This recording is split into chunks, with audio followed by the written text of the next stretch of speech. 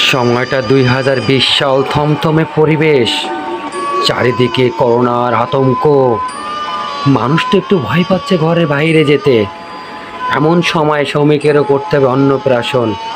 বুকে অদম্য সাহস নিয়ে বেরিয়ে পড়েছিলাম সেই 2020 সালে। একটি একটি করে জিনিস জোগাড় করেছিলাম। বাবার মাথার টোপর থেকে শুরু করে পাঞ্জাবি, ফতুয়া, ধুতি, সবই যে জোগাড় করতে হবে।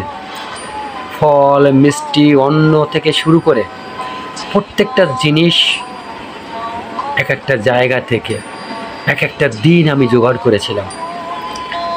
আর এই সামান্য জিনিসগুলো আজকে পরিবারে যে কতটা আনন্দ আপনারা নিশ্চয়ই দেখতে পাচ্ছেন। শ্রমিকের অন্নপ্রাশন হচ্ছে 2020 সালে জুলাই মাসের সেই দিনটা।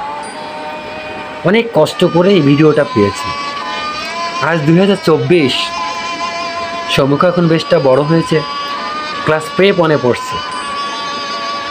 শ্রমিকের মা, আত্মীয় স্বজন সামান্য কিছু বাড়িতে নিমন্ত্রণ করতে পেরেছিলাম। বাবাকে তার মা স্বর্ণমালাও পরিয়ে দিল।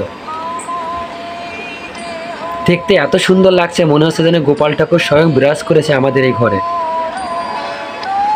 প্রত্যেক বাবা মার কাছে তার সন্তানকে গোপাল ঠাকুরের মতন মনে হয়। এমন একটা আনন্দ ঘন মুহূর্ত সময় 4 বছর পরে আপনাদের মাঝে তুলে ধরে আমরাও ভীষণ আনন্দিত।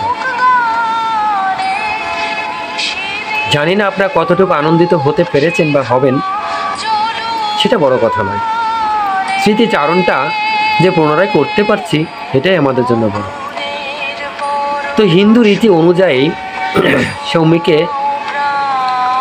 এখন আমাদের যে অন্নপ্রাশন বা যেটা বলি আমরা অন্ন ভাত, সেটা আজকে মুখরোচক করা হবে। তো শ্রমিকের থালায় অনেক কিছু দেখতে পাচ্ছেন, যে টাকা, মাটি, খেলার ব্যাট থেকে শুরু করে অনেক কিছু। জনরা বলেন এগুলো দিয়ে বাচ্চাদের কাছে রাখতে হয়।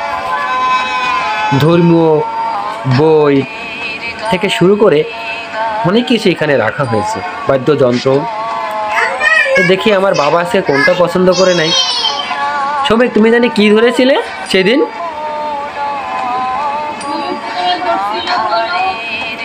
শ্রমিক বলো, কি ধরেছিলে?